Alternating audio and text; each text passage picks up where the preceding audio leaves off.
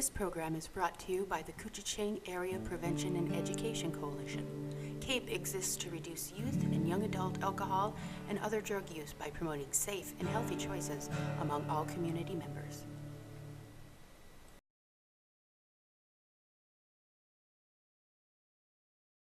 We'll call the Koochiching County Board to order. We'll start with the Pledge of Allegiance this morning.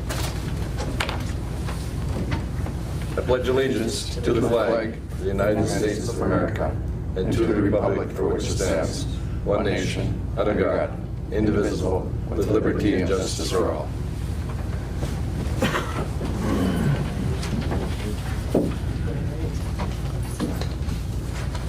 Start with county business. Approved agenda. Any additions or deletions this morning? We have from the administration some personnel authorized to hire some vacant positions. We'll add that under personnel business.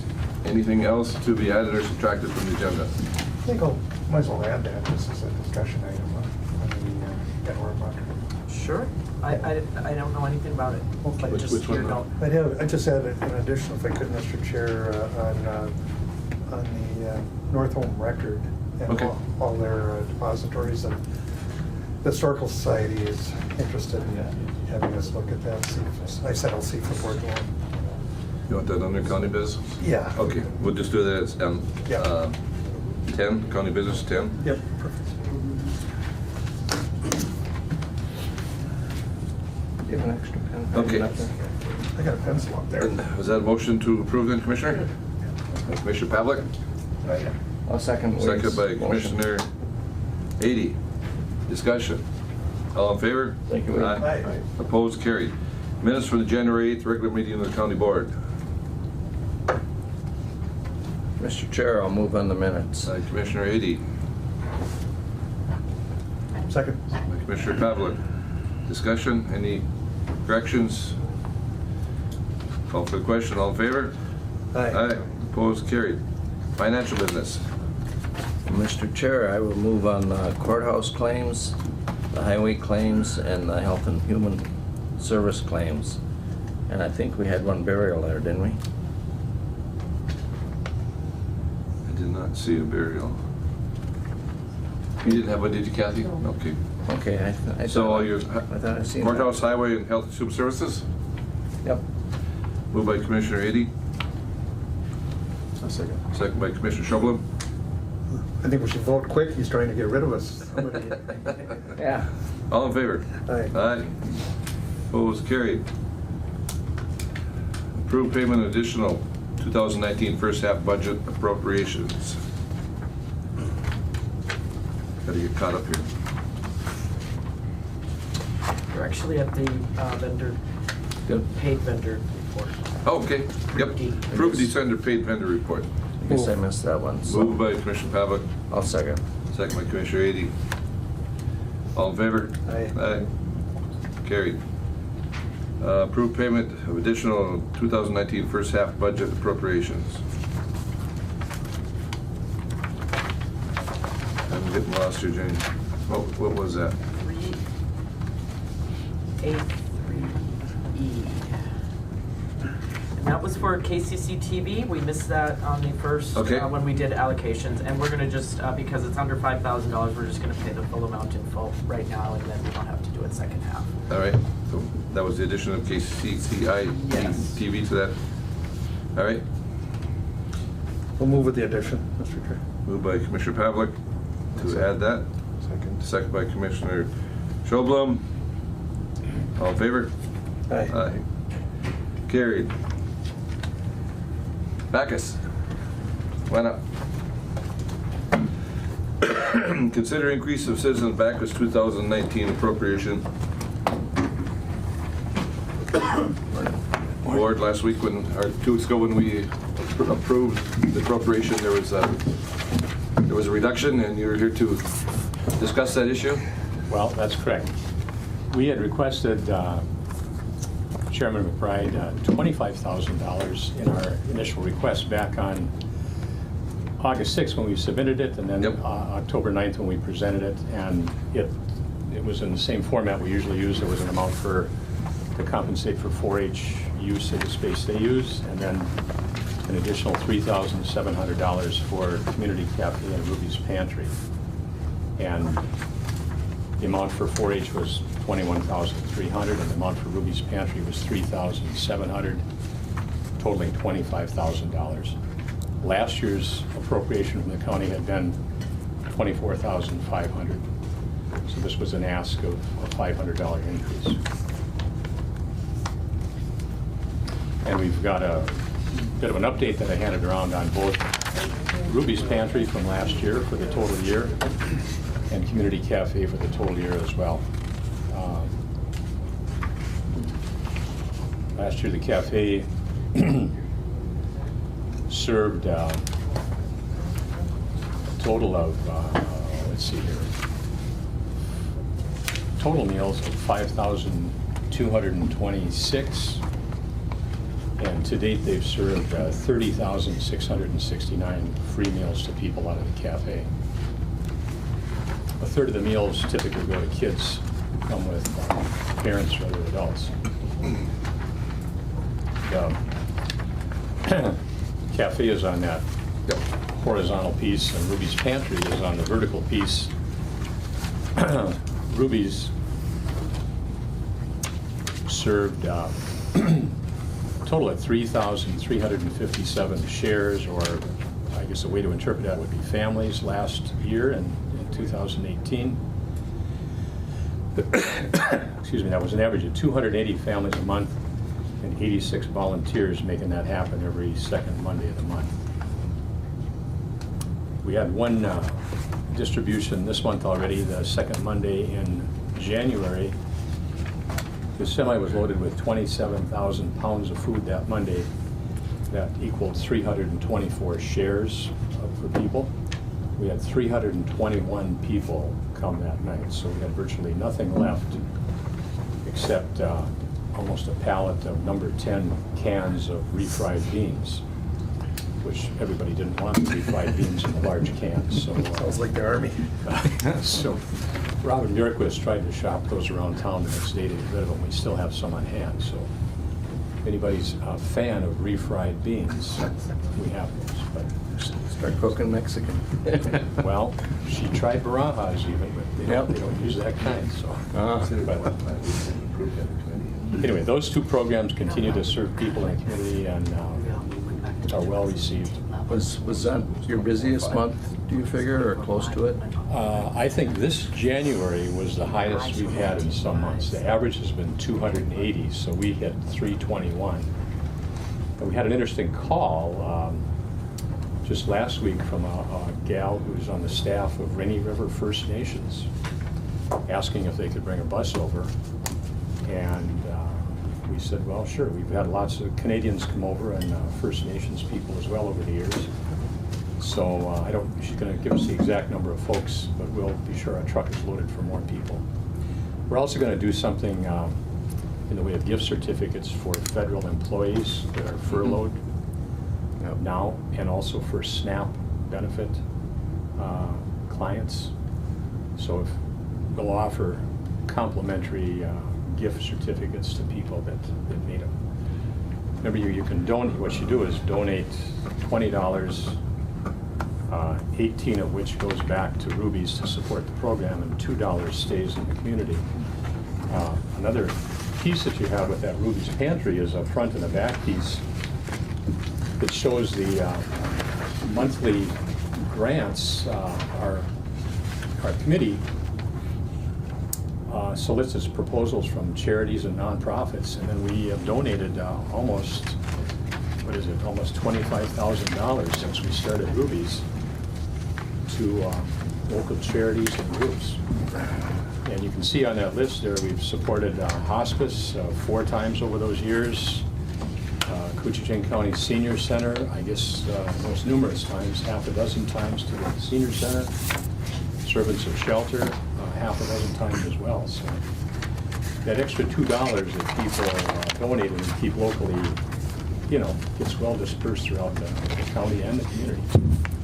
So I'd just like to add, I'm Bob Marquardt, I volunteer with Ruby's Pantry as well as on the board of Bacchus.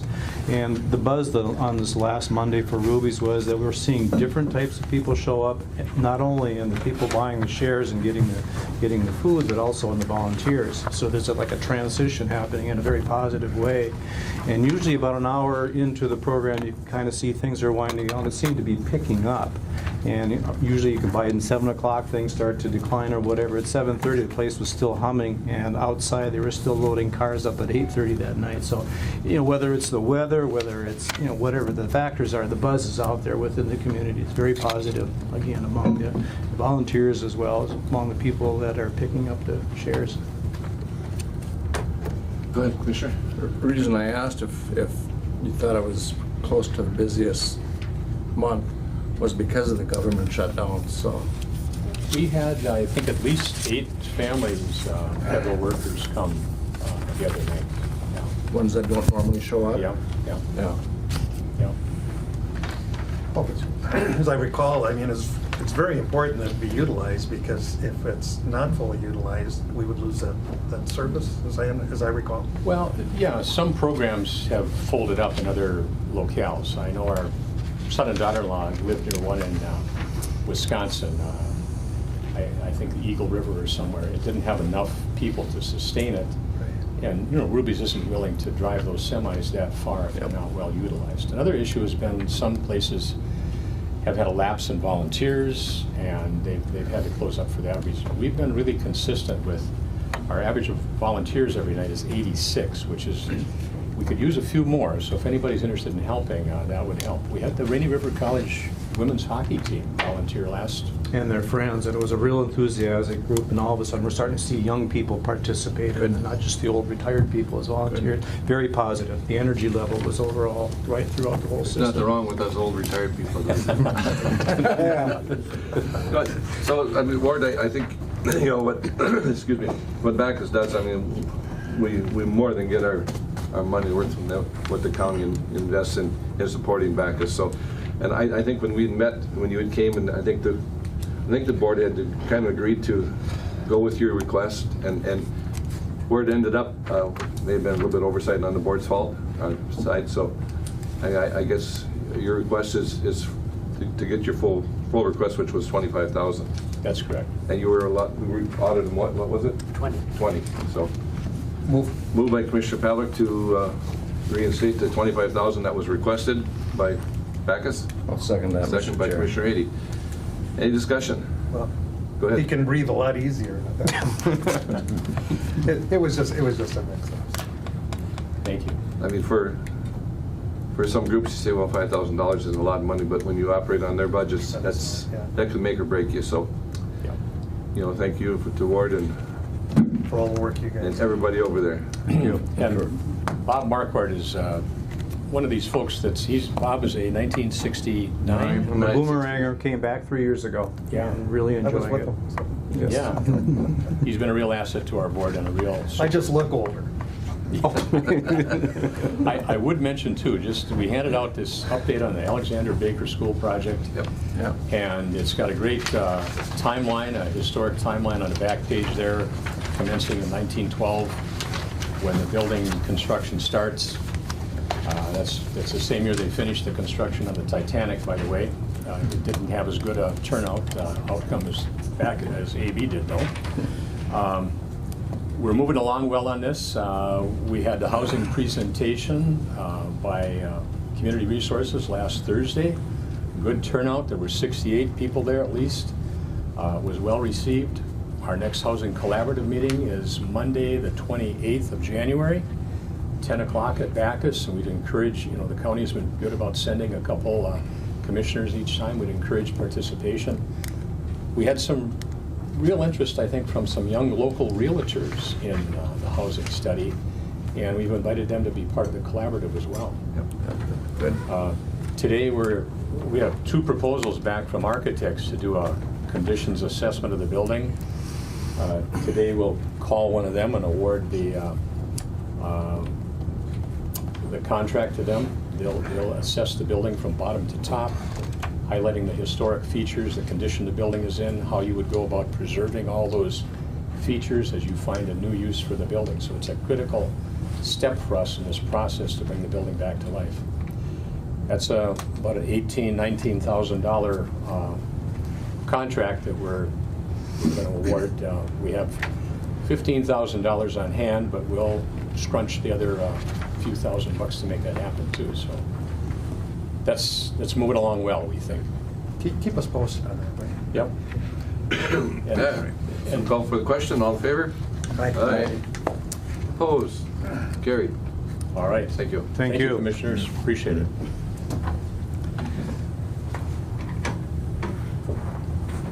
Approves the payments, 2019 dues. We have a numerous dues and organizations that we belong to. Do we pay them all in full to spend, Jim? We do. Okay. So full payment of dues to organizations and groups that the county and county board is affiliated with. I'll move on those, Mr. Moved by Chair. Commissioner Ady, Second. second by Commissioner, who's that? Commissioner Skoye. All in favor? Aye. Opposed, carried. In from the snow. Yeah. Roads are bad. Approved voided warrant. 5 inches. Commissioner now or Ady? more. I don't have that copy in my hard copy. You have that one? I do. That's not in that hard copy. Okay, approved voided warrants. Warrant 22843 for $743.36, and warrant 22010 for $317.62. And then there's a amend board motion of 2019-0104, removing warrant 21071. That's a separate motion. So that was not an actual, we want that one a separate motion? That one's separate. Okay. We've got Okay. two motions on the same. So we need a motion to approve The voided warrants. the voided warrants. I'll move on Commissioner Ady, move on the voided warrants. Second. Second by Commissioner Skoye. Any discussion? All in favor? Aye. Opposed? Motion carried. Motion to amend board motion as the warrant was not an actual void, so we voided one that was not an actual void. That's correct. So we need to remove that. Motion to amend. Either that or go to prison. Commissioner Pavlik, second by Commissioner Skoye. Yep. All in favor? Aye. Aye. Carried.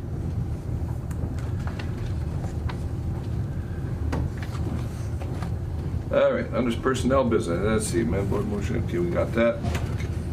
Personnel business, approve employment separation of veteran service officer, and as part of that motion, we'd like to authorize to fill the vacant VSO position.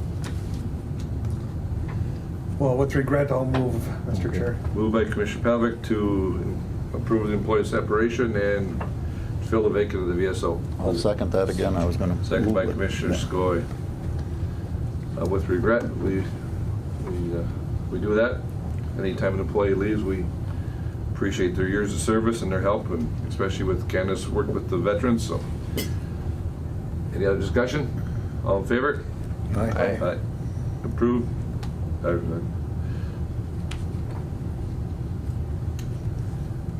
Approve employment separation of senior engineer technician, and then authorize the fulfillment of that senior engineer tech position. We had the highway department senior tech leave. Was that motion by Commissioner Skoye? Yes, I'll move. To approve separation of senior tech and also to fill the vacant position. Second. Second by Commissioner Pavlik. Any discussion? All in favor? Aye. Opposed? Carried. And approve employment separation of child support officer, and as part of that motion to fill the vacant child support officer position. I'll move on that, Mr. Chair. Commissioner Ady.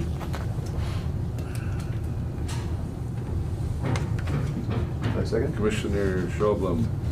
Discussion. All in favor? Opposed? Carried. I think we all have received the notice of temp hires. Thank you for putting that list together. I don't think we need to record those at all? Nope, just notices. That's just a notice, okay. Okay, approve the 2019 temporary, or tentative rather, it says probably even temporary. Board schedule. Move, Mr. Chair. Your second? Yes. Second by Commissioner Skoye. I think, Jen, if we go down for discussion, we go down to, I think November is kind of wrong. You got November 5th, 8th, and 15th. I think those are all wrong dates. Are they? November 5th is a meeting date, and then the 8th is not. That's a Friday. Yeah. So Oh, yeah. All right, I'll should be get the that corrected. should be the 18th. And then we'd meet on the 18th, November 18th. Oh, it would I got a be calendar right here. it would be November 9th, the 5th, 19th. The 5th and the 19th, that's Yep. correct. So- Sorry about that. Other than that, I think everything's okay. Any other discussion? Call for a question to approve tentative county board schedule for the rest of the year. Commissioner Schobel. Is there a second? Yeah. Commissioner 80. Any other discussion? All in favor? Aye. Aye. Opposed? Carried.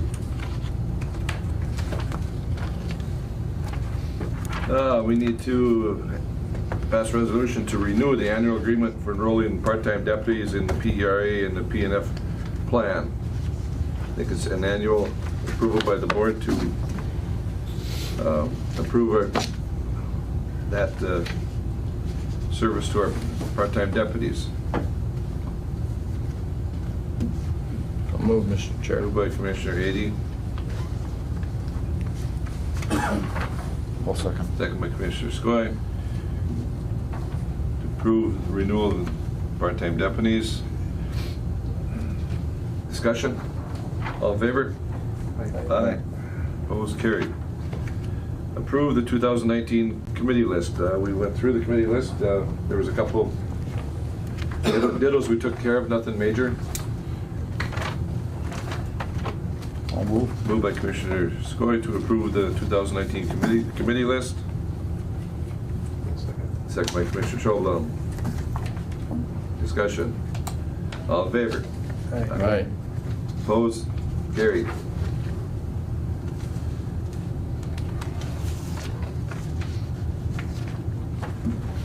All right, authorize recording of the annual employee dishonesty and faith performance bond. Jenny, this excludes the commissioners, correct? You know, it's my understanding that it does exclude the commissioners. Heck, it should be just for the commissioners. Well, I was thinking that too, but I think we're good with just the other elected, non-governing elected officials. So, Is it, Commissioner, move? well, I guess I can, yeah, I'll move, but I move Yes, discussion. discussion. Commissioner, and second, Commissioner Skoye, Commissioner Pavlik. Is there discussion? Alec? Skoye, Pavlik, yes. Yeah, I guess, I don't know, I really didn't remember this one from, but obviously we moved on all the time. This is a standard practice. We have not been, we did this in 2017, we did not do this in 2018. It was brought back to my attention after reading this, the article in the MCIT insurance that we have to actually do it every single year with the newly elected officials. It was also brought to my attention from the county recorder that we really need to do this every year and record the bond. So we're going to make it an annual recording of the bond for elected officials and appointed. Okay.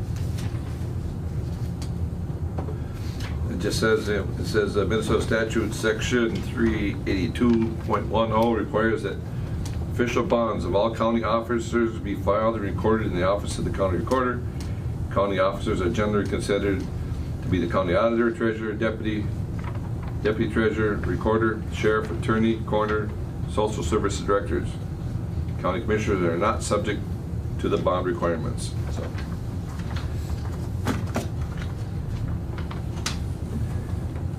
Call for the question, all in favor? Aye. Opposed, carried.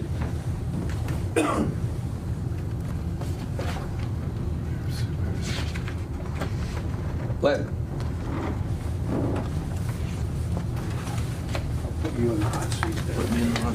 Glenn and Jared.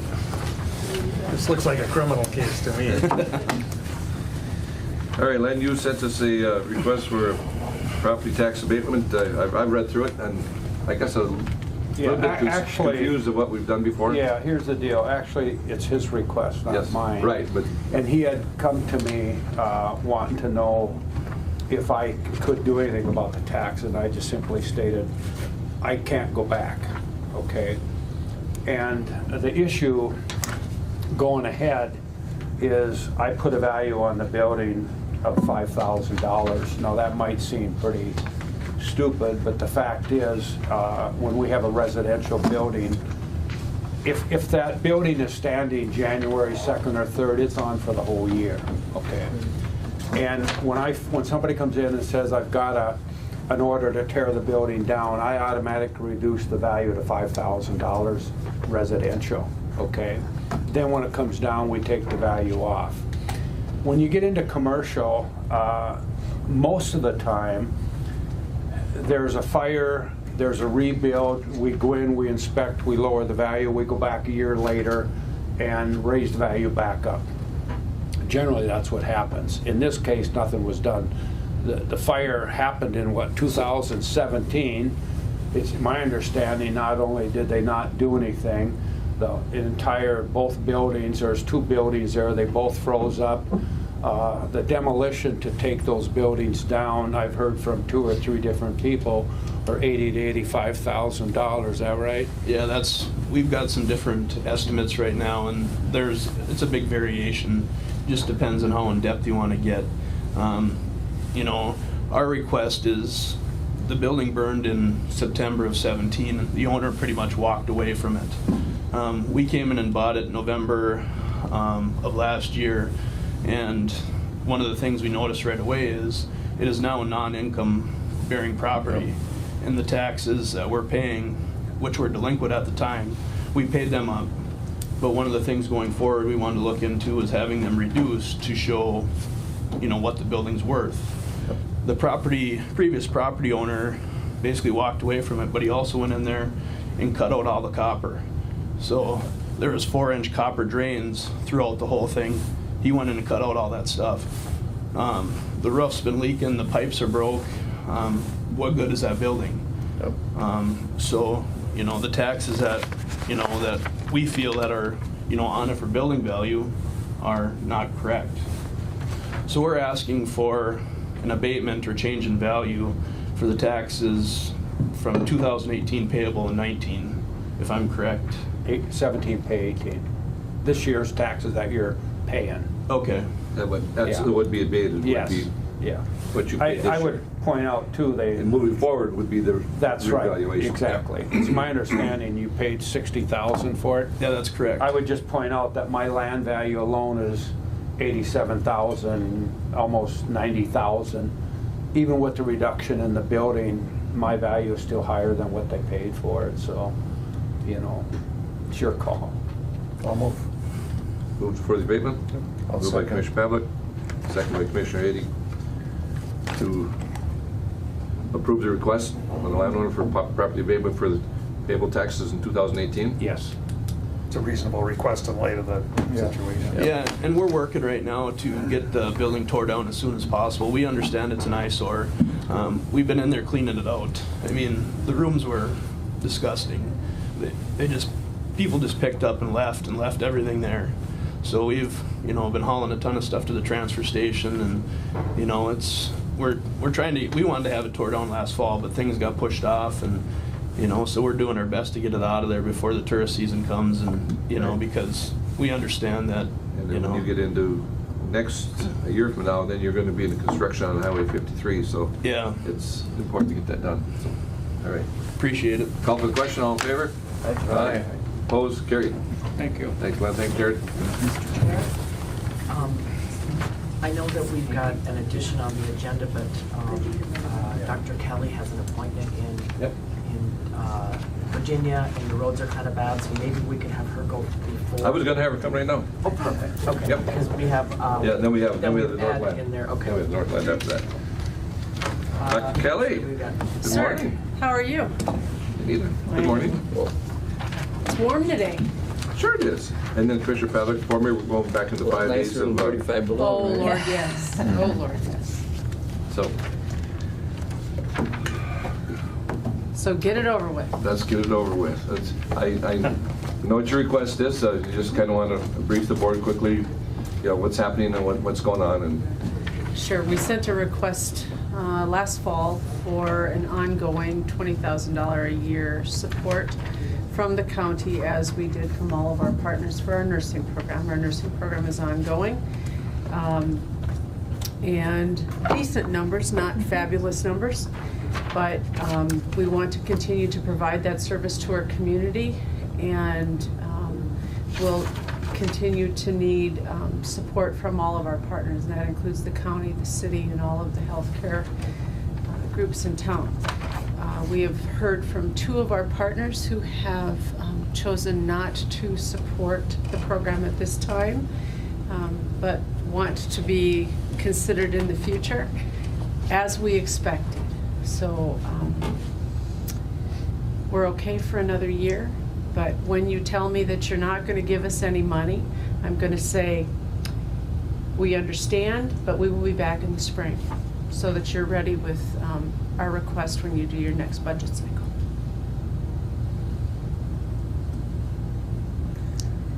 Well, Mr. Chair, yes. if we're not going to be there, this program can't continue, and I think it's a pretty tough situation. Yeah. Normally, when our partners don't contribute, we don't either, but I mean, in this case, I just think, I don't see how we can not step up to the plate here, so I'm willing to move on the request. Commissioner Scully, excuse me, Commissioner Pavlik, close enough. Wrong side of the table. Move by Commissioner Pavlik to, well, I guess I need to know, Commissioner, exactly. Can we back up for a second? Yeah.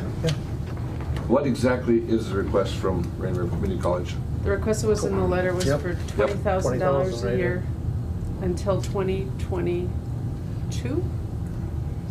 And what gets confusing is you're essentially almost on like the federal government, because your school Right. year goes from 2019 to 2020, rather Yes. than the school year goes across the calendar year. Absolutely. So you have support through the spring quarter. Yes, So you're asking for school year 2019, 2020. yes, sir. And so that would be payable in the fall, Mm-hmm. and even, I guess, so that's what Commissioner Pavlik motion is, to support for the 2019, 2020 school year. We got a second on that? Not yet. Not yet. That's I'll second, Mr. Chair. second by Commissioner Ady. If we're just, Further discussion? yeah, we can't, traditionally, I mean, we just don't encumber future boards. Who knows Sure. who's gonna be here next year and stuff. Absolutely. But I'm certainly willing to, you know, this is an icon of the community. I can't even imagine losing that program, because it's been very important to Rainy River Absolutely. as a whole. Numbers are everything, and I see it, and we've got one of the lowest in the state. I hear it when I'm in St. Paul. I mean, so, yeah, you know, I think we've got to do everything we can to protect this community Appreciate it. organization. Mr. Chair, thank you. I agree with Commissioner Pavlik. You know, we got to do what we can to keep this program going. You know, that's one of the bigger programs out there, and Yeah. you know, it's helped a lot of people stay in the community. You know, so Absolutely. it has. whatever we can do. And that's what we want to do. We want to keep the program going. We want to keep the college as vital as possible, because it is a centerpiece for the community. Of course, I Yeah. should add an amendment. There can be no retirements. We're good. In the next year, we're good. We had this conversation once before. I guess just for myself, for the board, before I call for the question, and for administration, is your motion, is it for 1 year, or is it for the 3-year request? For the 1 year, we can't. We'll start- We don't encumber future. We will consider Oh, just the 1 year, okay. 1 year, and Okay. we'll see you again next year in the spring of 20. And so this will be for the school year next year. 19? Yes. Fall of 19, winter of 20. Winter of 20. Winter, spring of 20. Just to add a little bit of information, we are having an applicant meeting next week for the LPN students, and there are about 9 students for the LPN program for the 1920. Good. Remember, we max at 10. Last year I had 10, and I didn't have that many come August for various reasons. So learning from that, I will certainly continue to maintain communication with them throughout the summer in hopes of plans of not losing them. And then we are also, RN applications are also due by the 1st of February, and that is looking at about 8 for a number of that, which 13 is desirable, 10 is a good number. So 8 is fair with that. So that's over 15 nurses we'll bring into the community again next year. What did you have last year on the RN program? Last year, I started the year with 9, I believe. I'm at 7 right now. We did have an additional student that joined us this semester who was doing her classes at Hibbing when they relocated to actually Rainier, but they relocated and planned to stay in the community. So that brought that number to 7, and so that was really exciting to see a young person moving into our community. Good. So just to let you know that, continuing to recruit, all those things that need to be done Yep. to Yep. stay viable. And I think this spring, probably, April, May, we need to get our group back together and sit Absolutely. down Yes, and discuss absolutely. further opportunities for funding. And because obviously there's a couple of the groups have stepped out this year, and we need to try to do whatever we can do to keep our group together and Thank you. continue to look for funding. So we'll be sure we get together this spring. And any other comments? Mr. So, Chair, I just have a yes. clarification question. So this is going to be coming from our budget contingency funds. There is some funding in budget contingency, so because this was not budgeted in the Right. 2019 budget, when does it need to be paid? It could be any time. I think, didn't we this year pay 10 and 10? We paid 10 and So 10. we could 10 move and- 10 into the spring of, Could we move 10 into the spring of Of 20. 2020? yes. Yes, Okay, absolutely. all right, Yeah, very so- good. So 10,000. contingency would be 10,000 Very for good. this year's budget. 2019, Okay. and then 10,000 in the Yep. 20 budget. Very good. You just need to remember to request it. Right, right. That's why I'm Not making a note. So, all right. Very good. Thank you. With that, call for the question. All in favor? Aye. Aye. Opposed, carried. Best And, of luck. thank you Thank you. guys. and- Thank you and so for much. doing it. Thank this board for stepping up to the plate. Yeah. I really appreciate all of your openness and willingness to support us. We want to do what we can to support the community. So, thank you. Thank you so much. Yep. Thank you. Get up, be careful driving. 2 days this week. Commissioner Skoye just came in, and he said the roads were a little slippery. It's a lot It's worse not south pretty. too. Thanks again, everybody. Happy New Year. Yep, thank you. You too. Come on up, Ed. We have Commissioner Pavlik put an addition on real quickly to do with the Northland Record, and I guess it's the whole record of the Southwest County. Yes. There's 87 volumes, and the paper starts in 1914 and ends just a few years ago. So this is all the records of the Northland Record, correct? Right, the newspaper, right. And this has been going on for some time, and I've been contacted now to see if the Historical Society could purchase these for the collections and, of course, for use, and we don't have the money. So I called Commissioner Pavlik to see if he had any ideas, and he said, well, come to the board. I think it's a very important record because there's nothing written on that part of the county. And that's our only historical record. And I think they should be maintained here rather than somebody buying them and shipping them someplace else. So you'd have to travel to the Twin Cities to look at the Northland newspaper.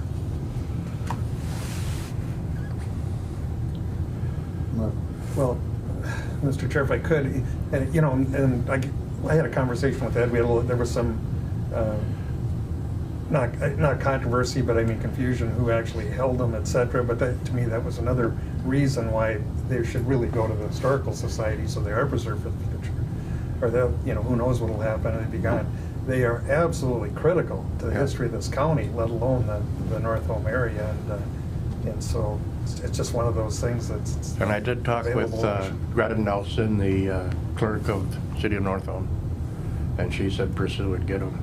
Yeah. I asked her if we'd be stepping on anyone's feet down there, and she said, no, just go for it. So that issue's gone, so it's just a matter of whether we want to preserve those. Who is physically holding them now? Linda, Linda Dreher? Dwight. right.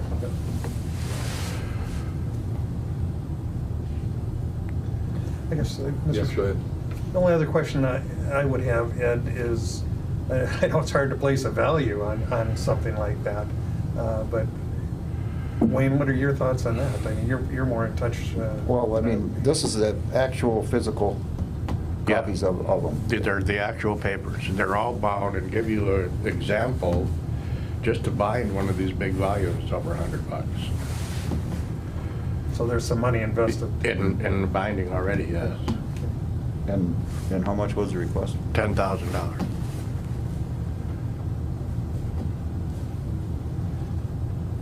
Does the one person have, I mean, like, clear ownership of? Yes. There's no. Yes. I mean, if we turn around and buy, we're not gonna end up. No.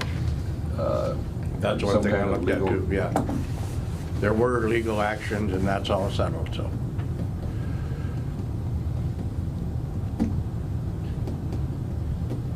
And that wasn't negotiated? You negotiated that? No, Or that's was the that- price that she said that she wanted, and she said, she's come down, she started 18,000.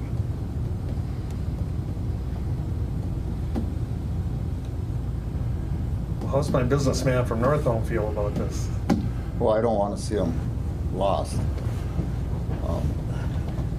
You know, I mean, this is the actual physical ones. I mean, I'm sure that they're on file, like you said, someplace in Well, they- some computer form, but Years ago, they haven't computerized them. See, like the Daily Journal is computerized, you can go on and get anything up to 1922 on the internet. Well, And then every year they keep adding one paper because of copyrights. North Home hasn't been done, so you can't do that. They only pick out the bigger communities. was that right? Yeah, they don't do all of them. So those aren't even on the website. And these go back to what year? 1914. So 1914, so what are you gonna do with the 100 and so many odd years of worth of paper? Well, you do like everything else, you just put it so when people call for a request. We've had two of the city councilors come up this past fall looking for North Home records for some of the stuff that they were doing. And of course, they had to come here because that's the only place that was at. 1914, that's the year you were born, isn't it? No, I was starting first grade. Go ahead. I guess the question for Jenny, if we were to do this, where are we gonna get the money? Is it feasible? Is KDA an option? That's what I'm wondering, or something like I that. was thinking the KCDA That'd be another. would be, you know, that's what those funds are set aside for. The maximum amount is 5,000, and there is a little bit of reserve, a contingency in KDA as well, about 25,000. So if we could, Mix and maximize. depending on what requests are out there for KCDA, usually that I don't know money if there's goes. anything left in KCDA for this. Right. Because we just granted the funds, right? Yes, we did, and I'm not sure when they're gonna meet, but those usually go pretty quick. Well, the only way we could do that would be to, if we pulled 5,000 back from KCDA, okay, instead of the 50,000, do it 50,000, correct? Move that to 45,000 and then use contingency, 5,000 out of KDA. We'd have to go to KDA board to request that, of course. Do we have a set amount for North, City of North Home or for KCDA? No. No. Or is that? No. That's, I just- That that's 50,000, that is upon, just- that's upon request, Yep. the Okay. KCDA. We give each city funding, but I mean, that's, Yeah, I couldn't remember. Well, that's for their own. How about if we look at it this way, if we could, you know, we go to KDA board and ask KDA board for 5,000 for this purchase, and request that the Historical Society request from KCDA 5,000. Okay. If that doesn't work, then you come back and, but in the meantime, I suppose she wants to make the sale Yeah. go. Yep. So I mean, that could take a couple of months. I don't know if the Well, owner wants to wait that long. she seemed pretty, Flexible. not flexible. She wanted it taken care of. So I just guess the wish of the board, how you want to move forward. I think it is important that we Yeah, maintain those records, and Historical Society is probably the obvious place where they should be. I'll just feel free not to go along with this. I'll just offer a possible solution here, see if this would work in a motion. That the Kuching County Board agrees to purchase for the set amount, contingent on funding. So in other words, we would be approving it, but I think we'd need a time on that, probably 45 days, 30 days. 30 days would probably be enough. We'll know if we can get it or not. If we have to, we bring it up the next meeting. So it would be a contingency motion to purchase the North Home Record historical artifacts, contingent on funding, finding the funding within the next 30 days. How's that? Because we can't do it here if we're going to use KDA. That's the problem. yeah, correct. Is that your motion? Yeah. I'll second it. Second by Commissioner Skoye. So my question would be then, that would allow Ed to commit to buying, and we will come up with the funding? Yeah. In 30 days? You know, it may take 30 days or maybe a little longer to garner the funding stream, but we are committed to buy. Well, but contingent on the funding. Right, Yeah, right. because we can't commit to that. So it's a 30-day, so we're committing to buying, we got to get the funding, and. So we have a 30-day We got window. a 30-day window, yeah, Okay. exactly. You got that, Jen? I do. Does that mean that the Historical Society is going to apply for a KCDA grant? We're gonna have to. I think we should. Yeah, Okay. and do that right away. See if we can get something. When is the next meeting for KCDA? I don't know, I haven't, but I would think it'd be in February. But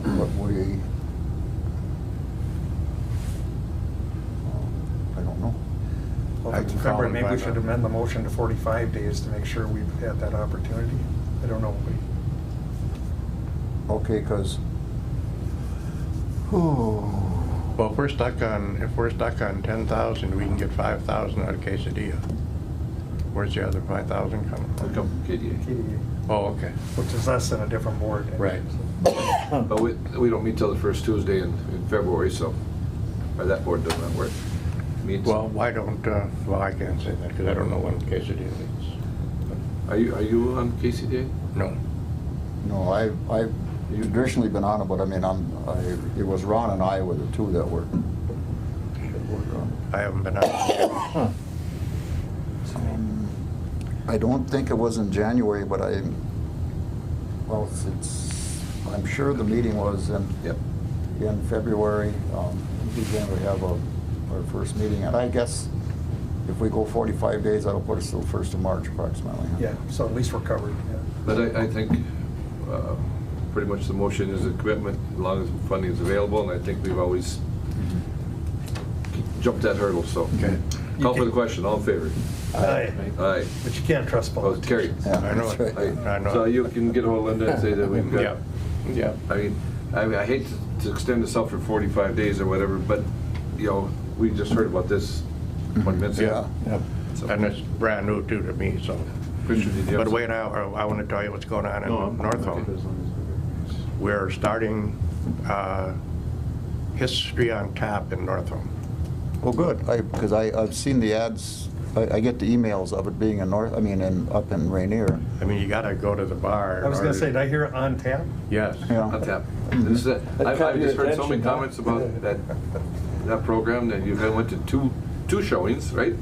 Well, we've had 6 or 7. No, but Oh, but we had to go to 2 showings. You had to yes. go to 2 showings Right, because right. of the crowds. The crowds. Right. We're also putting up a temporary exhibit in the clerk's office. and we're doing, redoing all their photographs down there. Oh, good. So, And Commissioner Skoye, if you could, maybe you could attend that meeting. If I have, If you're if available. I have prior notice, I will. I think my attendance will be, Greatly needed. yeah. Yeah, appreciate it. I'll let you know when I find out.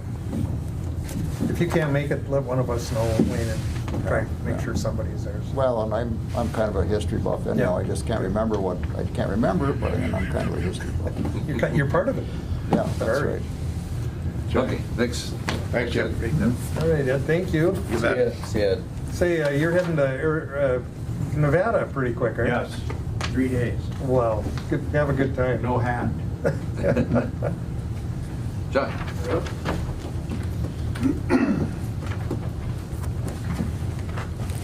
First order is the capital outlay purchase of 2 transport vehicles that were budgeted for the year. Correct. I see you've been out looking for vehicles.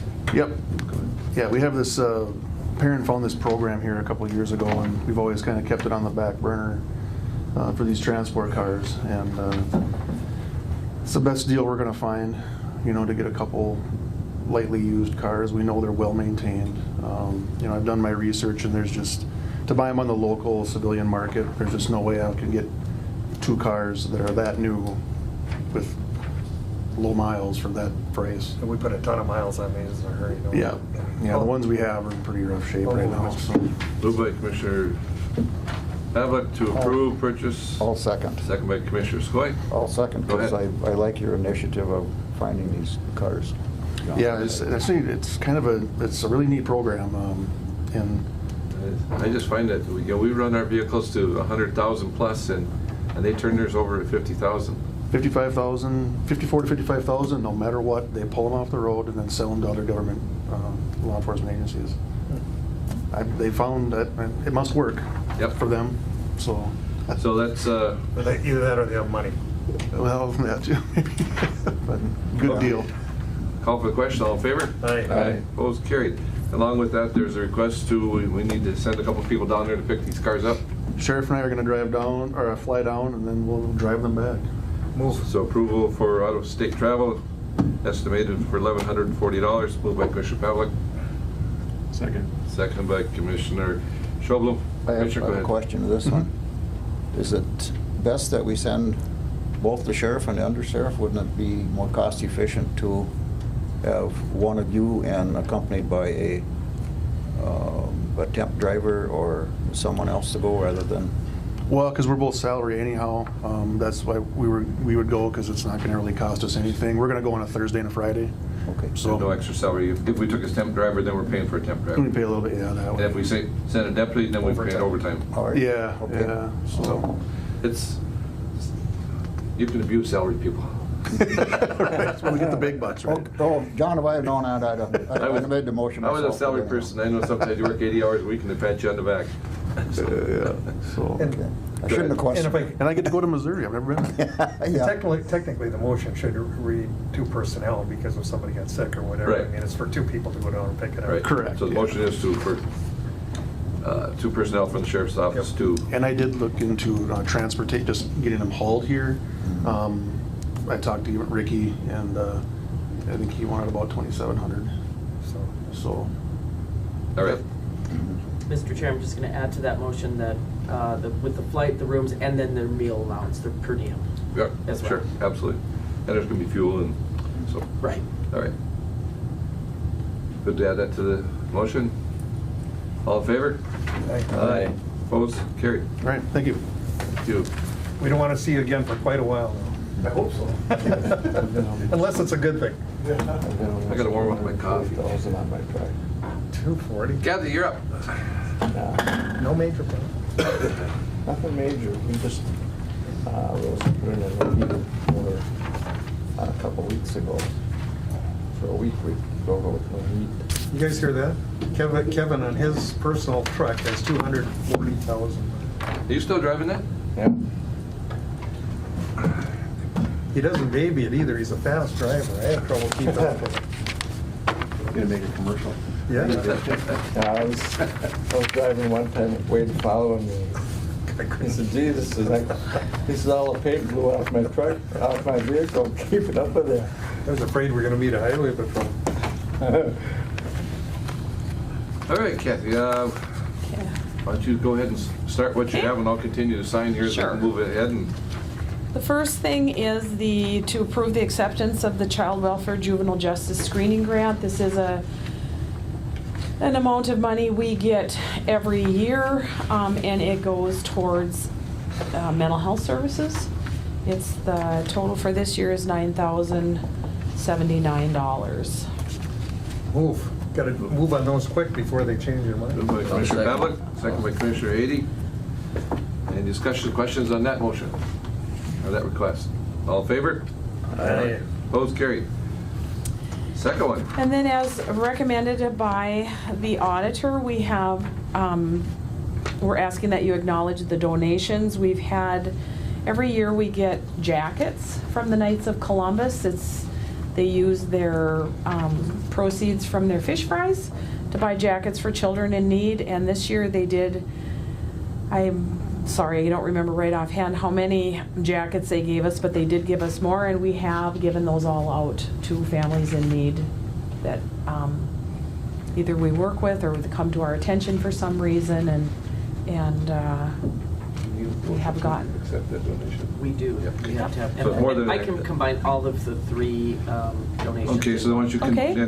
do the Lutheran Church and the Fall Student Council, explain what those were? Yep, and then the Little Fork Lutheran Church gives us supply bags for children in foster care. They make up the bags, and then they put different age-appropriate toys and things that the children might need, and they just keep us replenished. They come in periodically and ask us what we need, and we let them know, and they make some more, and they bring them in. So that's an ongoing arrangement with them, which is very, very nice. And then the last one, we just recently received some blankets. The Fall Student Council got together with some ladies at the villa at the assisted living, and they made us a bunch of tied fleece blankets and brought those in for families who need them. So motion to approve acceptance of those donations. I'll move. By Commissioner Ady, Second. second by Commissioner Skoye. Thank you to those groups for that help. Commissioner Rampachet. Well, to the chairs and their, Kathy, what I would like on behalf of the board is if you could draft a letter that could go to all three and have it signed by the chair here from the board on how much we appreciate Yep. the work they do for the people in this county. And Sure. it's- We'll do that. Draft a quick thank you to those three groups, and we'll sign it and send it over. We want to We'll do that. recognize them. Okay. They're Sure. wonderful. We'll do that. Okay. And then the last thing for our business is the void, notification of the voided warrant in the amount of $45. Oh, excuse me, I didn't call for the question. Oh, I'm sorry. I forgot to. I'm racing you on. So call for the question, all in favor? Aye. Opposed, carried. Okay, and Okay. And then the last thing is the voided warrant in the amount of $45. Move. Commissioner Pavlik. I'll second that one Commissioner too. Skoye. Void the warrant for number 22416 for $45. All in favor? Aye. Carried. Thank you, That's Kit. it. Anything else? Nope, that's it. Okay. I need you to sign this grant Thanks, award Kathy. letter.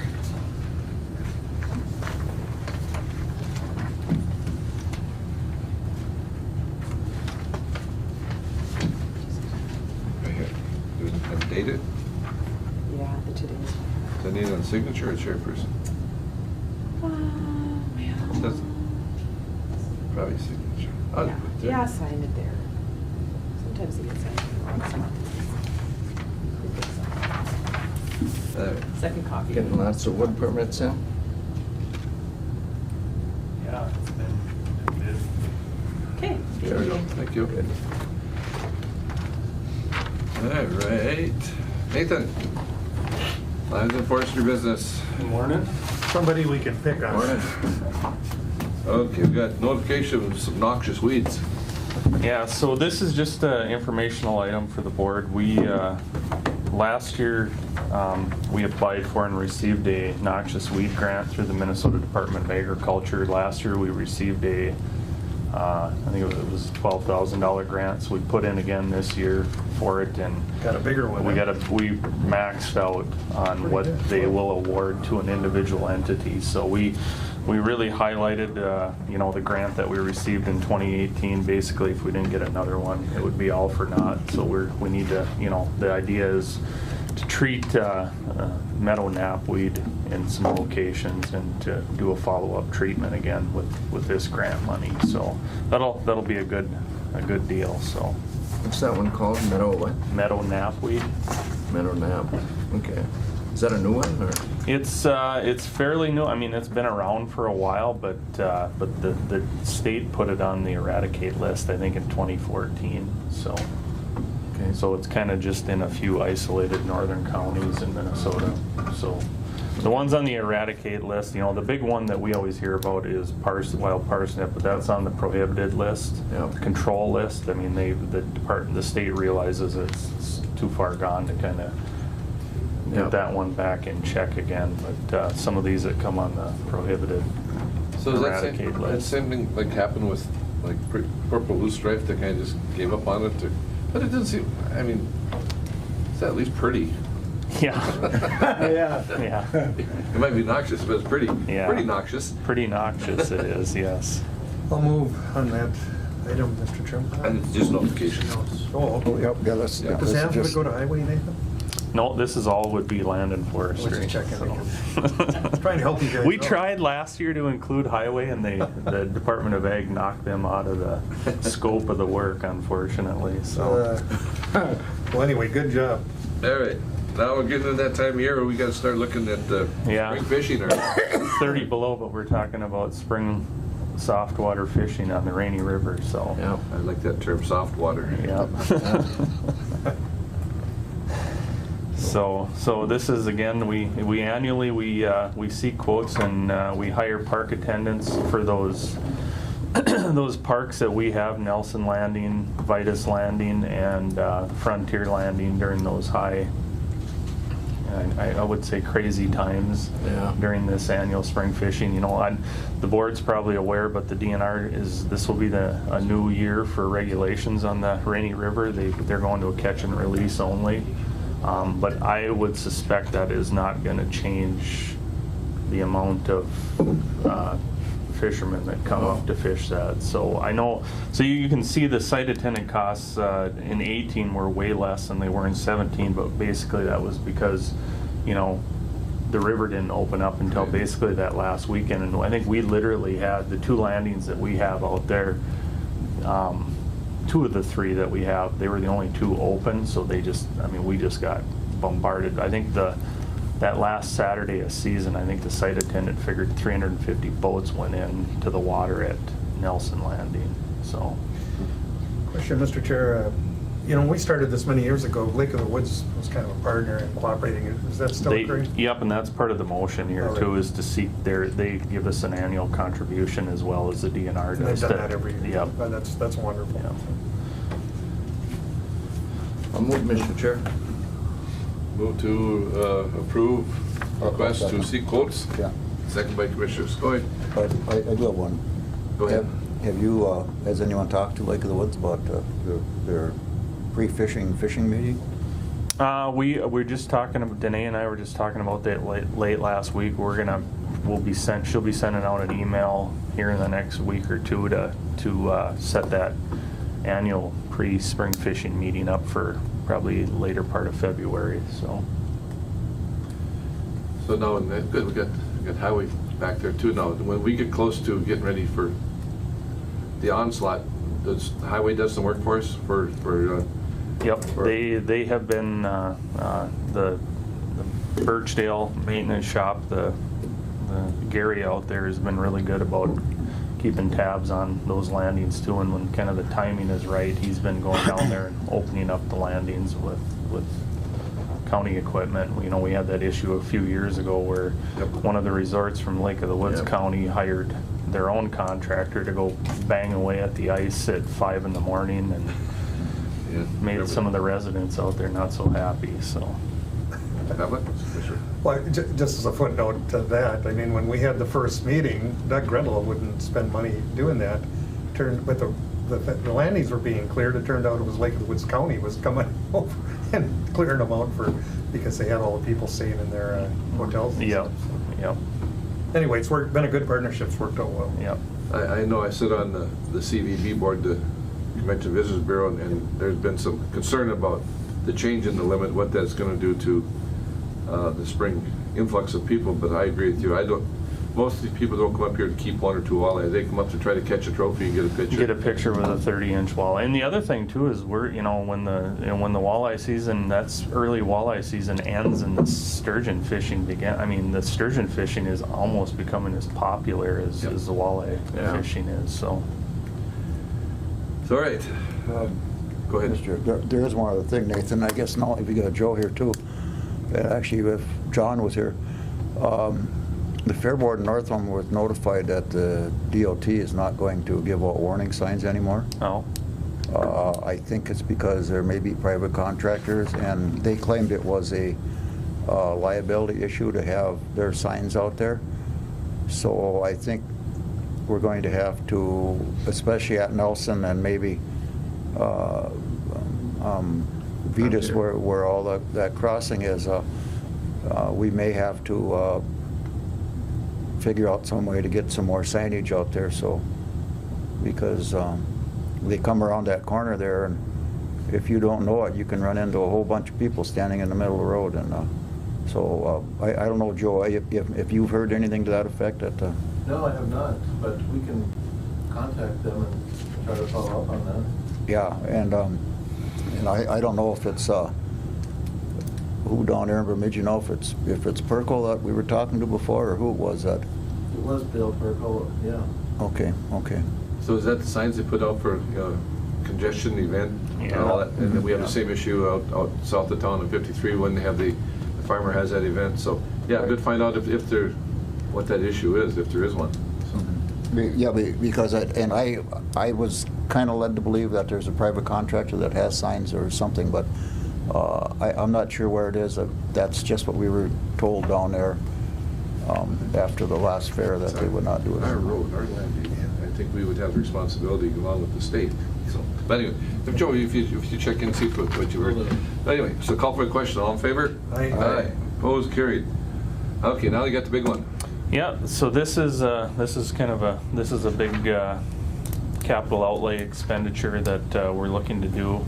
This was put into our 2019 budget. This is a software upgrade to our what's being termed as a forestry data management system. So this system is our bread and butter program that we use in our department to track all of our timber sale scales, receipts, bills, reports, basically everything that we do.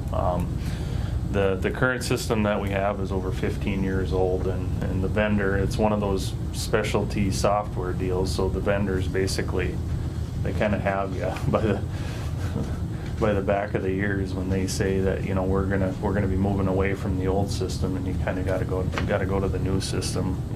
That kind of really leaves you with no choice. So This investment pays the taxpayers back many times. yeah, in all fairness, I mean, and there's a sliding schedule, as I mentioned on here, that the final cost is yet to be determined because it'll be based on how many of the 8 counties that aren't on the system that have a timber sale program opt into it. But in all fairness, our timber sale program is a way bigger scope than what some of these other counties have, and they're going to be paying the same price as we do. So we're getting a benefit there.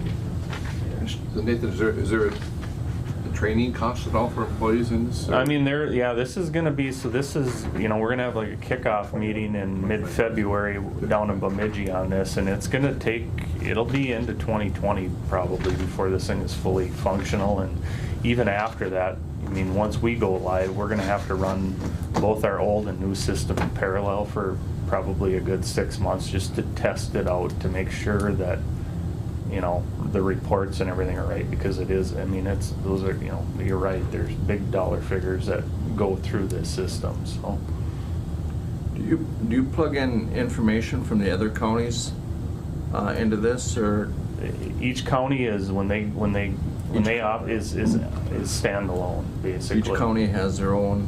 Database, essentially, that this software manages. Okay, I just asked because the way I read some of that, it sounded like you were keeping tabs on what the other counties were doing too, so. No, we do some of that. I mean, we do some high-level reporting. Yep. You know, collectively, what are the counties, you know, offering for sale as far as timber volume and stuff like that. How much wood from other counties is coming in, or? No, not so much that, but what are the counties offering up to the market as a total, as say compared to the DNR or Forest Service and whatnot. Okay, so. yep, okay. Just like talking with the chair there about the maintenance fees, is there a fixed rate, or how does that work? Yeah, so the maintenance, there's an annual maintenance fee of $3,900, and that will likely, we've had some discussion with the vendor on that too, that, you know, maybe we'd like to see that go from $4,000 or $3,900 for maybe the first year or two, and then drop it after that, because more than likely after we get rolling with this thing and get the bugs worked out of it, you know, there's not going to be that, we don't feel there's going to be that need for that much of a annual maintenance dues on it, so. Tell them to reduce that, or the chairman's coming to talk. Yeah. And I read this whole thing and I understand it all. Good. Moved by Commissioner Pavlik. Yep. Second by Commissioner Skoye to approve purchasing of a new forest data management system from Pro West and Associates. Any discussion, further discussion? All in favor? Aye. Aye. Opposed? Carried. Thank you. I need a signature from the chair.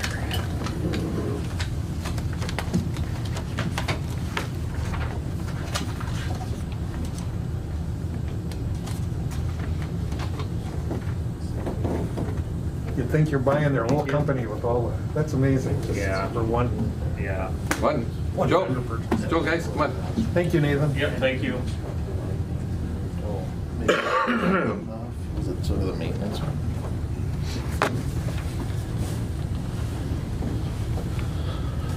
Are these two behaving themselves, Joe, or? Well, they're here to keep me in line. Keep you in line, actually. okay.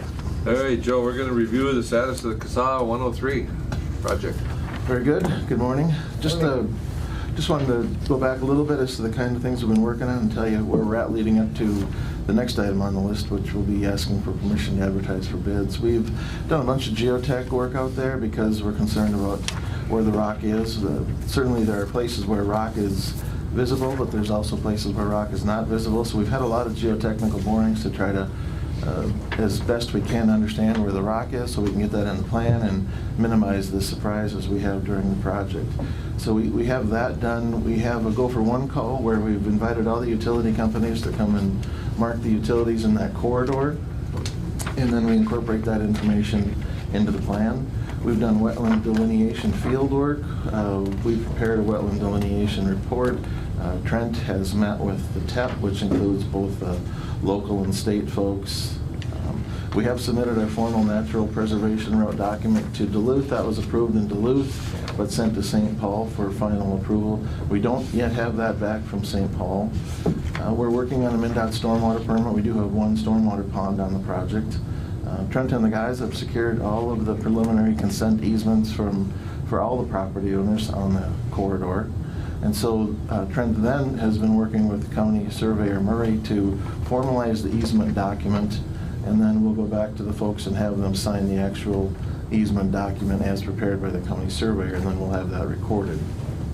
But I think one of the key steps was that all the property owners along the corridor signed basically a consent to an easement, and so that was a key step to have behind us. So Bob Murray and Reed Pritchard are working on formalizing those easement documents. And then lastly, we have MnDOT plan review. So the final plans are basically done, going to MnDOT tomorrow for state aid plan review. And that's the status of the project. And given where we are now, we'd like to move ahead with the project. Any questions on where we are with the plan or the design or the project itself? I didn't quite, wasn't quite clear there. Are we still short the one easement? No, Trent got it. Got it. So we recently got it, All right. and that was our last one. So that's been changing within the last few weeks. Yes, it has. Last real recent. Yes, it was yeah. quite recent, and so it was good news. We were prepared to talk to the board about what other options were Right, available right. to us, and given that Trent has worked hard to get that easement, and so I think that part of it is behind us. Well, if I could, Mr. Chair, just so the board knows, I mean, the engineer and staff went to great lengths to accommodate everyone as best they could in this project. We have a couple of places where, similar to Highway 23, we've got some landscaping berms, we've got some trees to provide some screening. Certainly there'll be some trees removed as part of the necessary impact, but where the folks felt like either a berm or trees needed to be replaced, Trent has worked with them to design a berm, to place the trees. We've accommodated some minor driveway modifications.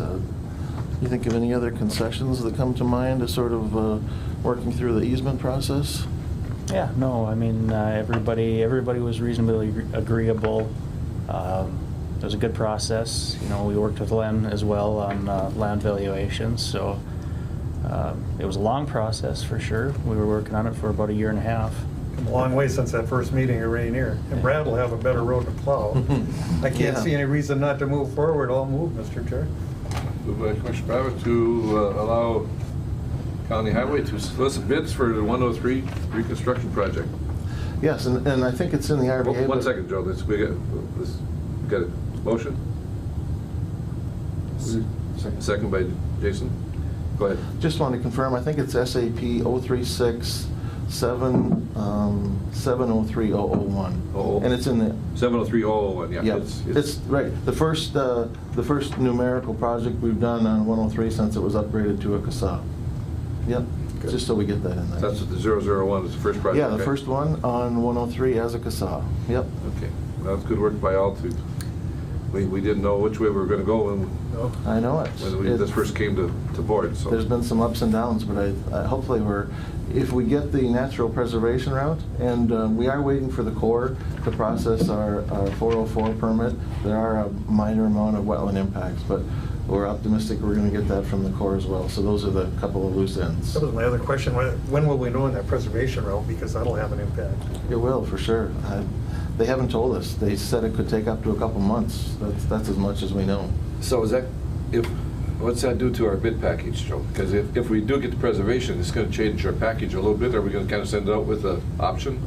I think we might have to see about holding on the award till we get confirmation from the state. The key item in that natural preservation route is locking in the 30 mile an hour. Yeah, that's And, the main thing? That's right. Not so much the construction, it's more like what speed limits and... I think so, because the construction limits are so dictated by the design speed. If it was a 40 mile an hour standard county road, we'd have greater impacts. And because they let us go to an NPR and 30 miles an hour, we could tighten up how much right-of-way and easements and impacts. So I think we'll have to stay working with our state aid engineer to see about confirming the NPR status before we award, I think.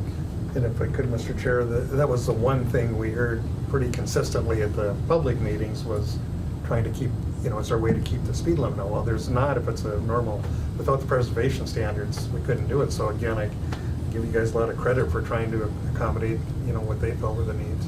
Certainly our state aid engineer was willing to come up and examine the route, and after he drove the corridor with us, I think he came away with that same idea. It was appropriate for that corridor. Good. Keep us posted on that. Anything else? Call for a question, all in favor? Aye. Opposed, carried. So now, Joe, your other request was advertise for bids in county. Does that change that issue now, or are we still going to look at that? Well, we talked about that at the highway department. We're wondering if we could still take the step to get permission to advertise for bids so that if something unravels with 103, we've at least got the permission to move ahead with number 8. We'll certainly come back to the board with an update, but if there's a couple weeks between board meetings or something, it could save a few weeks. If you'd rather we waited, we could certainly wait on number 8. Sometimes, just because the advertising process is so long, it can be handy to have this step sort of in our back pocket to save some time, if that's okay with the board. Well, I guess it doesn't hurt to have that option because if something could happen with 103 that would delay it. You can move forward, And we can move right away on County 8 if we have to. We'll certainly reach out to everybody. So consider request Move. by Commissioner Pavlik to allow bids on CASA County Road 8 for resurface and some reconstruction. And that would be somewhere, it's not the whole. Right, we think it's about the northern 11 miles, something 11 like that. miles. And we think this is part of SAP 036-608-024. 024. Okay. And- I got a motion. Second. Second by Commissioner Ady. Go ahead. And then you'll keep us posted on that. I mean, the issues there are not just residential, they're the trucking and stuff. Right, People right. hear from it. Yeah, there's certainly the horizontal alignment, there's the surface, there's the reconstructing the subgrade. Yeah. Brad and the maintenance crews did some potholing out there. There's, I don't remember how many locations, 11 or 12 spots where they opened up the road, took some samples, so we have some information on how much asphalt, how much gravel, where's the clay, and then we pulled some clay samples, so we'll have that further examined to kind of back up the design. We're gonna miss my favorite in the world inspector, Jolie Fiedler. I know, it's too bad. He was waiting for this. That his property is right there, right at the end of the kind of that 11, 12 mile segment. Yeah, it's too bad. All right. Call for the question. All in favor? Aye. Aye. Opposed? Carried. I miss Jolie. What a character. All right, Joe, we have solicit quotes. We have a budget item for 2019 for mini excavator. Right, kind of a unique piece of equipment. Brad is here to give some details if anybody wants it. It's a zero swing. Some folks call it a zero tail swing. It's a track-mounted excavator. It's got a blade on the front of it. I think it'll be a 6-way blade, but it's unique in the sense that the body of the excavator, as it works its radius, the outswing of the body of the excavator doesn't really extend beyond the track, so it has some features in terms of its compactness. The fact that the entire body sort of sits on the tracks like that, there are some trade-offs with regard to reach and lifting capacity, but it does provide sort of a hybrid design between a rubber-tired tractor backhoe and between the large track-mounted excavator. And so we've been talking about getting one of these for a couple of years, so we finally got it budgeted for 2019, so we'd like to go out and look. Brad's done some looking. We're looking at new, looking at used. We're trying to keep it apples to apples, so we have them similarly sized in terms of horsepower and lifting capacity, that sort of thing. So that's the process we'd like to move forward. Need a motion? Please. Yep. Move.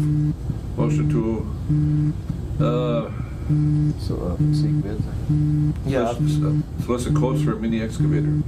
Yeah, okay. Commissioner Skoye, motion.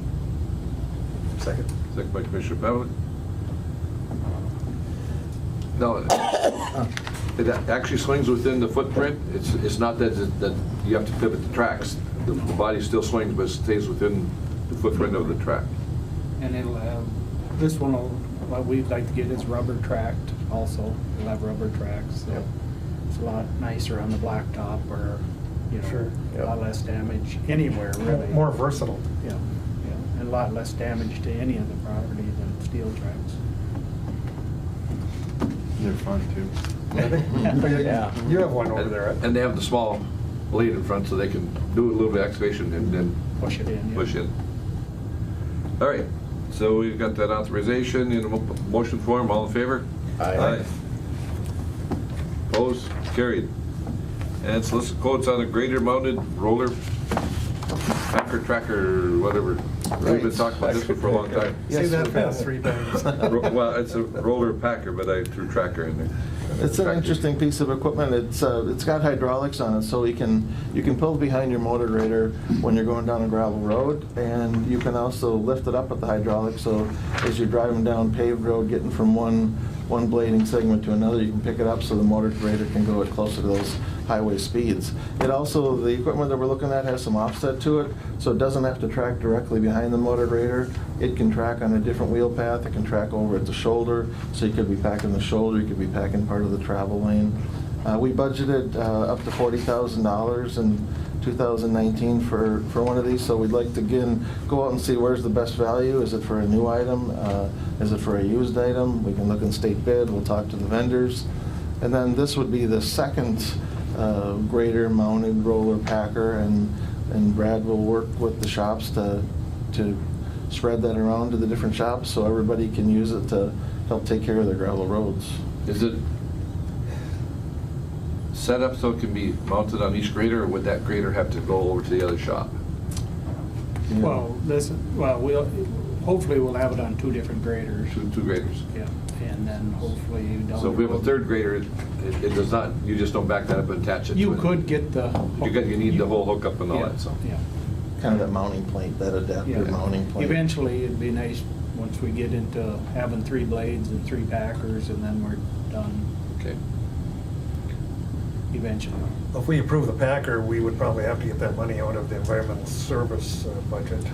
Oh, makes sense. Oh. But what do we care, right? Commissioner Skoye? I think I asked this question last time we were doing this, but could this be pulled by one of your trucks brought to the offsite so that the grader doesn't have to bring it over there, or is it just a mounting plate, or is that more? Well, it's basically the mounting plate and the blade will carry it. Mhm. Are you thinking could you pull it behind the tandem, for Yeah, example? right, yeah. Have you seen it in that application? Does it? But anything's possible. You Yeah, can make yeah, anything yeah, if you yeah, want. yeah. I didn't mean a pickup or something. I mean, say they're, it's somewhere, and rather than running the grader back, they could just come up with their tandem and hook onto it and go, but. Just for transporting. Yeah, right, yeah, Well, you yeah. could just load it on the lowboy. Sure. You just put it on the lowboy then. Okay, all right, okay. I'll offer the motion, Mr. Chairman. Motion by Commissioner Pavlik, I'll second it. second by Commissioner Skoye. Authorize solicit quotes for grader mounted roller packer. Got it right that time. It's a mouthful. Call for the question. All in favor? Aye. Aye. Opposed, carried. Anything else, Joe? No, thank you. Great Thanks, job, guys. all 3 of you guys. Thank you. Thanks. Now, stick around if you want to see some fun, Joe. Some fireworks here? All right, right on time. Matt? Matt, we're broke. We've been waiting for you. Oh, Matt had a tough year. Boy, we're shut down and we're still paying bills here, Matt. So, Yeah, they did work on the Allen View Sewer Project in November, and so Wagner Construction has submitted a pay application. So I'm asking the board to approve payment to Wagner Construction for pay application number 11. The total amount due less 5% retainage to contract day for work period ending November 30th is $184,744.79. And it was reviewed by the engineer, and I would recommend making the payment. So again, we'll have another one in December, or for work done in December, I'm sorry. Because they worked right up to, I think, the week of Christmas. So, And that's to their credit. I'll move it, Mr. Chairman. moved by Commissioner Pavlik to authorize payment number 11, contract A. Second. Second by Commissioner Ady. All in favor? Aye. Opposed, carried. Matt, question for you. Okay. We have an issue on Gold Shores, is that with somebody was froze up? So I make the assumption. I talked to him about that this morning. I said I couldn't remember who told me. Did you hear the name? Did you know? Oh, yeah, I heard. Okay. I did not hear about the frozen condition, and so I make the assumption that it was taken care of, but if you want to let me know who it was later, I can follow up and make sure it's taken care of. It could have been just talk in public, but somebody said that there was a person that was froze up and East Cooch has been pumping. So I'm not aware of that. So Again, I'll talk about it after. Yeah, yeah, I I can don't follow want up. to put a name on it, because it could be hearsay, Incorrect. so. Sure, I'll yeah. talk to you about it and you can research it. Yeah, Okay. that'd be perfect. All right. Okay, aquatic invasive species. So we receive, this year, we're receiving $125,000 for the IAS program. Each county in the state receives certain monies based on their number of landings and parking spaces that the state allocates to try to control aquatic invasive species. So the DNR has the legislative responsibility to prevent and manage the spread of AIS, and this is an annual agreement for the county to coordinate with the DNR in these efforts. The county receives the AIS funding from the state to implement the AIS management and prevention. We use the funds to operate an inspection and decontamination program at boat launches throughout the county. This agreement would expire at the end of the year, December 31st, 2019, and as long as we continue to receive annual AIS funding, I would recommend entering into this delegation agreement. It was reviewed by the county attorney. I included those notes in your packets. I don't know, did you guys have any questions on that part of it? I can just briefly run by a couple of the items that although the county attorney recommends moving forward, he had a couple little things that he mentioned. He had talked to Dale about, let's see, let me get it here. Sorry, guys. I gave you a lot of information.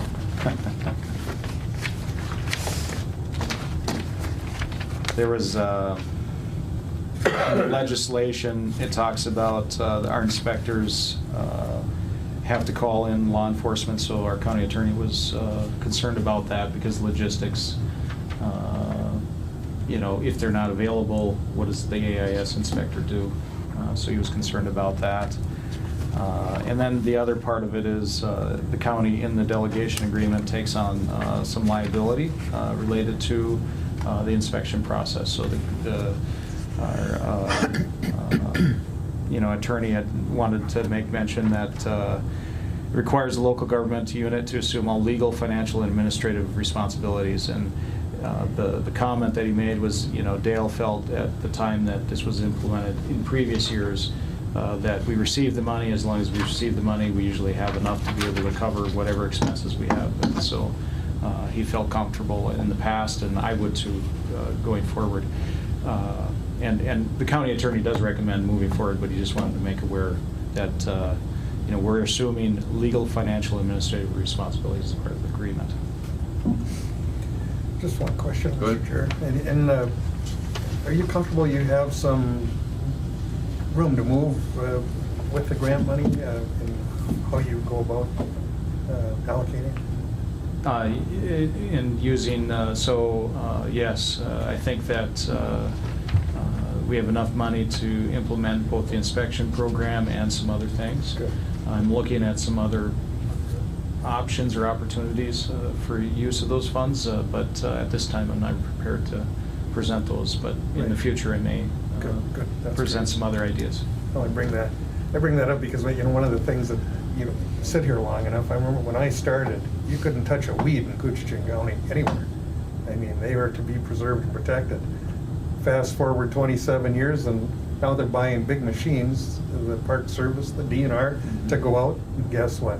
Chew up weeds because a lot of it is invasive species and they're choking off the waterways. Right. So just, there's always got to be a balance of things go from one extreme and now it's become more neutral, which I think is a very good thing for Right. So the Aquatic Invasive Species Program is mainly focused on invasive species that haven't yet reached our waters. So my question for the program will be, you know, whether or not we can implement it on species that exist in our watersheds, you know, such as invasive cattails. And if we can utilize it that way, maybe we can implement a program similar to the park that would allow us to take advantage of those funds and yet, you know, take out some of those invasive cattails and maybe establish wild rice or whatever. It'd be wonderful. Yeah. Preserve it. Thank you, Mr. Chair. Matt, the AIS money and that, a lot of that goes to soil and water, doesn't it, for them to run the program? So we have a contract with Soil and Water Conservation, and part of that contract is providing Sam Soderman to work on AIS programming. And so I've also, in our office, implemented, Steve Blair is working on that program also. Yep. So they'll work together all through the 2019 season, and we'll see how that progresses. So every year is a new year, and we'll see you know, how we move forward with that. But yeah, they've been doing a great job, and you know, we'll continue to do that, I guess. Did you notice he had black hair when we gave him that environmental service job? Look at him His skin now. has gotten short. My son teases me about that. A couple things, Matt, and one of the Commissioner Pellet touched on with you know, the Park Service, they're doing some weed removal, you know, and man, oh man, it just seems like there'd be some opportunities, maybe, I don't know if we can't partner, but we can learn or, you know, work together on some of these issues. But the other one is, you know, and I've heard negative comments, and I'm sure other commissioners have too, of some of our, you know, on weekends when we have our decontamination unit out there, people say, oh, the people sit there and then there's nobody ever stopping. But, you know, we do have some, you know, we have numbers where we have worked on quite a few boats. We've decontaminated quite a few boats, and they are being used. And then as you travel around the state, I've seen those same type units we have parked near ramps and parked within communities, that so other people must be using the same type of deal. Yeah, you know, and when people are coming off the lake, it's usually at the end of the day or going onto the lake at the beginning of the day, and so everybody's driving by at the same time. But yeah, it's getting used, and as they see something, and most people are, you know, entering the lake, you know, they only go to Rainy Lake in our area, and a lot of times, and so. You know, if you give the answer that when's the last time you were on a lake and where was that? It was Rainy Lake. Well, then that's a, you know, it tells them that you're not probably carrying anything. But they do the inspections and make sure, you know, that they meet the requirements. Can we go both ways? If somebody's coming up, will we do their boat even before they put it in? Yes. Yeah. Not just when they come out. No, that's correct. Yeah. Yeah. You're checking both ways.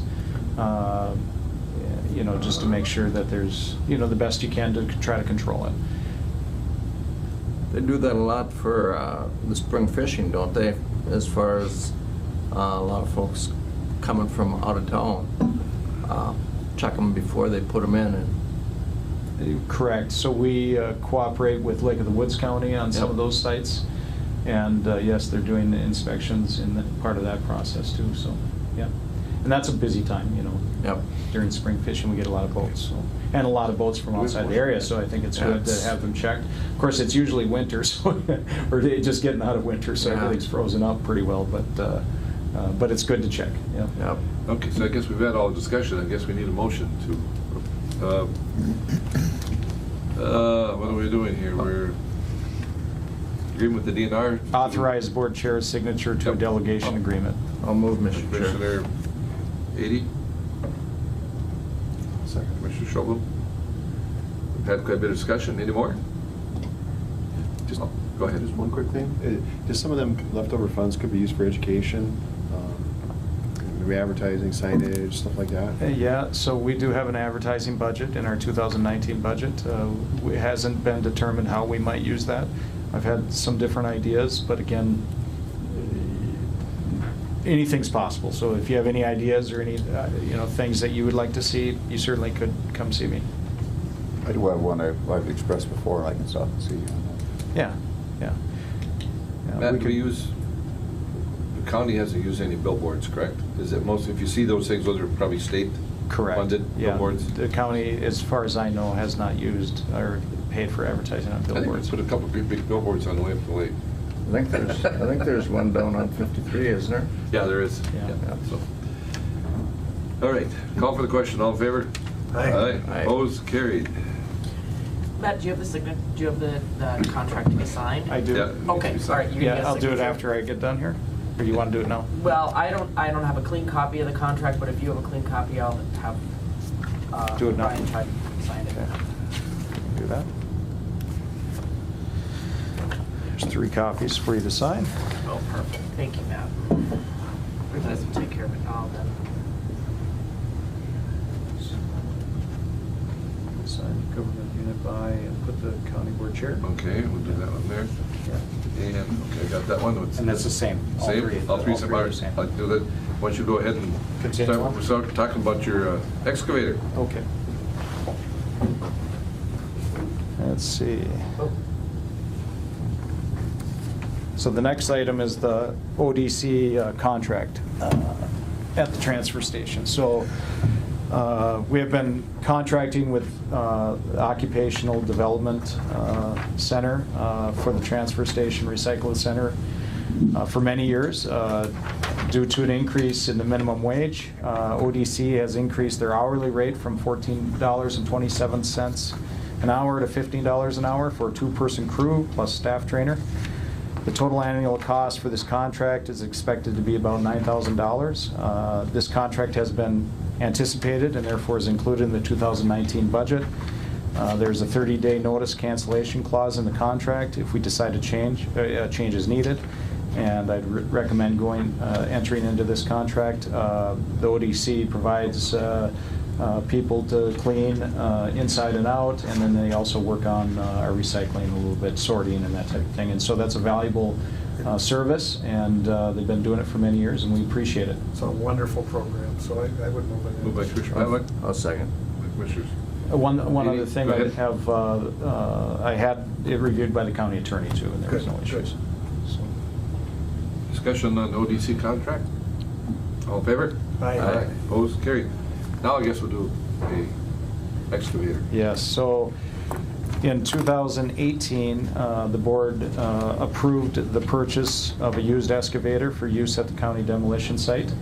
And so I'm just informing the board that we did go ahead and make that purchase of a 2006 Komatsu PC200 excavator. The budgeted amount was $60,000, and we purchased this excavator at $53,437.50, which included all tax and shipping to our facility. We had an inspection done by RMS, which is an independent Komatsu dealer, to verify the condition prior to purchase, and I've included the pictures in our board packet there. So You caught us at a weak moment that day, obviously. well, it's going to be a really valuable tool for us. It is. It was greatly needed, no question. So one of the things that we use it for is digging at the demolition site. So as part of the permitting process, we have elevations for the bottom of fill or the bottom of the demolition that goes into our site. And with the excavator, we're able to dig down to that elevation. In previous years, we have not. And so that's affected our ability for some issues with our permit. We have to do some excavation to find the bottom of fill and verify our elevation. Because we have probably in the past not dug down to the elevation that was the design elevation, our top is higher.